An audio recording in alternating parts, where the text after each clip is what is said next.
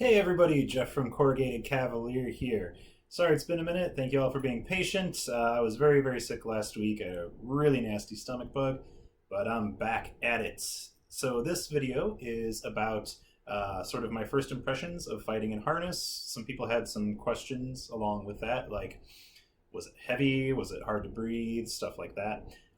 So we are going to go point by point through this. I'm going to keep to 3 main points and 1 bonus point. I like threes, so that's the way we're going to do this.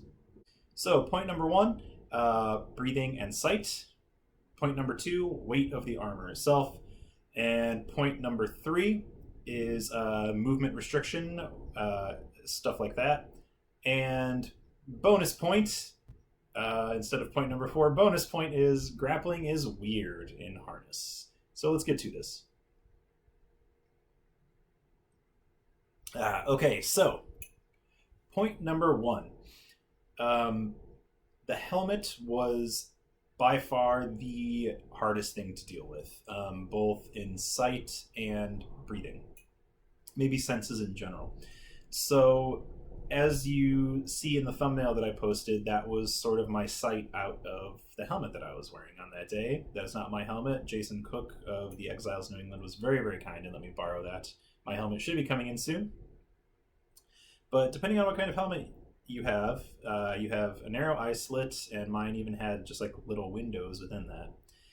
And on a Houndskool bassinet, you have like the breaths in the kind of beak or snout of the visor, if you like. And that gives you a little bit of vision down as well, but overall it's very little. And when you're fighting in harness, at least I was looking for gaps and stuff like that, and like, you know, I would see one and then I would move a little bit and I couldn't see it anymore. And your picture is constantly shifting as you're moving as well. You really lose a lot of periphery, and it's really just sort of what's in front of you at the time. So that was definitely a hard part of it. More than that was the limitation on breathing, in my opinion. When you're just standing there, it's not so bad, but as soon as you start moving around and fighting in harness, and that's a very physical activity. And yes, it was hard to breathe, and there were definitely breaks in some of those videos that I just didn't feel like putting in the video because it wasn't that interesting, where if we had a little break, I would have somebody help me get the visor up and just get some breaths of fresh air. I mean, you get condensation on the inside of the visor and stuff like that. And yeah, once you're fighting, it is definitely hard to breathe. Along with that, I am somebody who suffers from like some mild claustrophobia.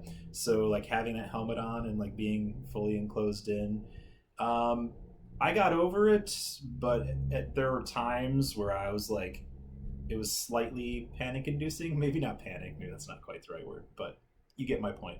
And I think that that's something that I probably will get used to over time as well. But yes, the helmet is definitely restrictive and is a problem. Number two, the weight. I did not really find the weight to be that big of a deal. My stuff was pointed up relatively well. I'll get to that in the third point. There was one issue at least. I did not find the weight to be that big of a problem.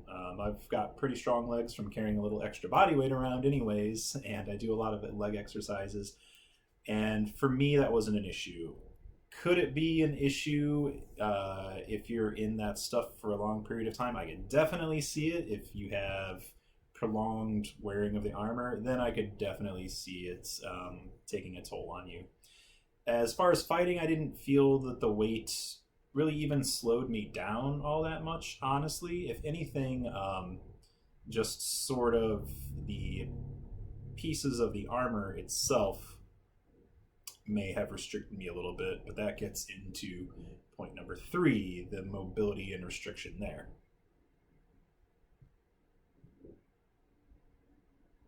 So my stuff is not dialed in perfectly yet, and I did have some movement restriction. So you can see I have these arming points in my arming doublet, and they sit around the natural waist, which is right around here. on me, and I'm a little chunky in that area right now. So this it worked. It held up my creases fine, and I'm not blaming the arming garment on this. But what it did, instead of just putting all of the weight of the creases, which is the plate thigh coverings, in my natural waist, it actually started putting it up into my shoulders as well. Not entirely in my shoulders, which also then kind of put it down into my back to a certain extent. It wasn't as bad as it sounds. It was mildly uncomfortable, and I think if I would have had to have been in the harness for a long time, it probably would have gotten more uncomfortable. But it wasn't terribly bad. The main issue was when I was trying to raise my arms up for different guards and stuff like that, then it became hard. And any sort of motion when I had my shoulders raised was restricted as well. That was also I don't have my male sleeves perfectly dialed in yet either. That's something that I'm working on. So those two things definitely restricted my movement. The pointing not being perfect, so I need to make a Lendenier, which is a band that goes around just your natural waist, and the creases point into that. Then it can't really go into my shoulders, so I'll be making one of those. And dial in my male sleeves a little bit more, and that should free up my arms as well. My gauntlets are fine. They're cheap Colts of Athena, Lord of Battles gauntlets. I had no issues with mobility in my hands. Changing grips and stuff like that was totally fine. I had no problem with that. Turning my head in the helmet was a little tricky at times. If you want to do some of those cool Fiore pulls still where your head is turned, it's definitely possible. It just takes a little bit more effort. And the creases didn't restrict my mobility except for one case. And this brings me to bonus point. Grappling in harness is really weird.